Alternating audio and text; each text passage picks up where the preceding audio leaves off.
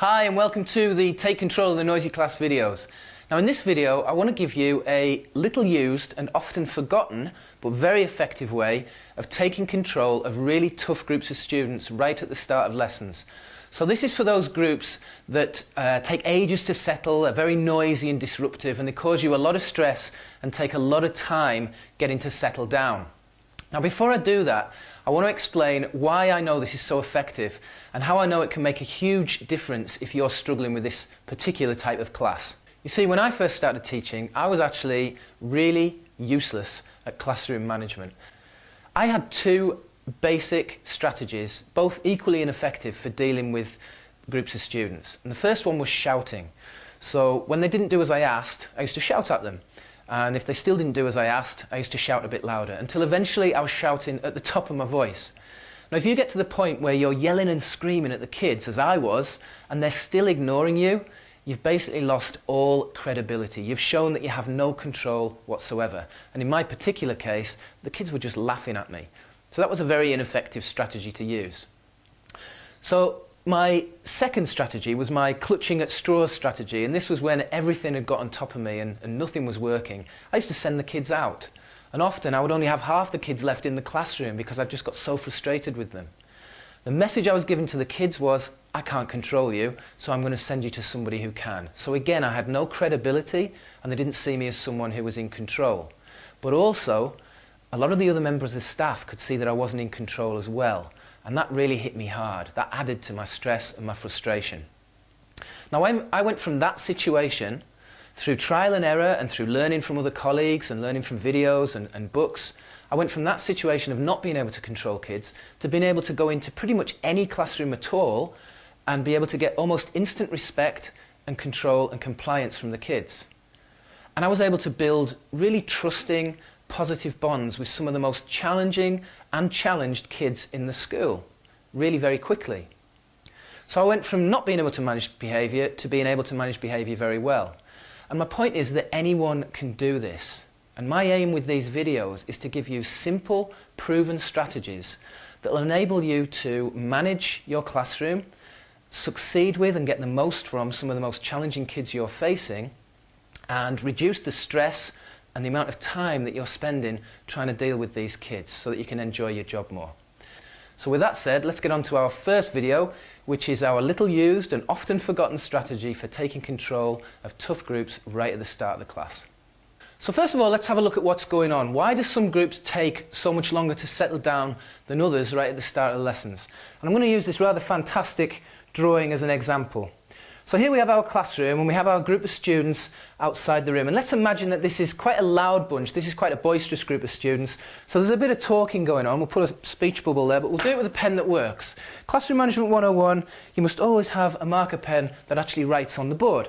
So we'll put our little speech bubbles on just to show that there's a bit of talking going on. There might be some pushing and shoving, a bit of larking about. We might even have the odd expletive coming out, particularly if it's an older group. So I'll put the internationally recognised symbol for I am a rude child up there. Just so you get the picture that this is a loud group of students outside the classroom. Now at some point they're going to go in the room and they're going to push their way in and shove their way in. There might be one or two lagging behind. But the point is they're going into that classroom out of control. And when you get them in that classroom, you've then got to spend your time settling them down and getting them ready to learn. That's going to take you a long time because at this point these kids are still in party mode. Okay, they may have come from a really fun, active lesson, they may have come from PE, or they may have just been talking over break, or they may have just been chatting through the corridors as they're walking towards your classroom. The point is that they are not ready to immediately settle down, ready to learn at this point. Now, from a psychological point of view, if you let those kids in when they're out of control, there's an imbalance of power. They are entering your classroom on their terms, and that's where a lot of the problems lie. If they're coming into your classroom not fully under your control, there's an imbalance of power and they're not going to listen to your instructions. They'll have no regard for your rules. So what's the solution? Well, you probably worked out that if a lot of the source of the problems is letting the kids in the classroom when they're out of control, it's at this point here, at the door, that we need to take control. It's at this point that we need to position ourselves as an authoritative leader It's at this point here that we need to set the tone for the lesson so that the kids are ready to listen to our instructions and ready to enter that classroom under our control. You see, a lot of teachers feel that classroom management is what happens inside the classroom. And that's why this is a often forgotten, little used strategy, because they forget that classroom management actually takes place outside the classroom too. It's outside the classroom that relationships are built. It's outside the classroom where you set the tone for the rest of the lesson so that they enter that classroom under your control, ready to follow instructions. But the way we do this, the way we take control at the door, is absolutely crucial. Because if you're shouting at them and yelling at them and screaming at them or barking orders at them or reading the riot act in the corridor, you're likely going to make your job of getting them settled to work even more difficult for yourself, for two reasons. Teachers that shout and yell and scream at kids tend to get very little respect. Deep down, students are not going to give their best work to a teacher they don't respect.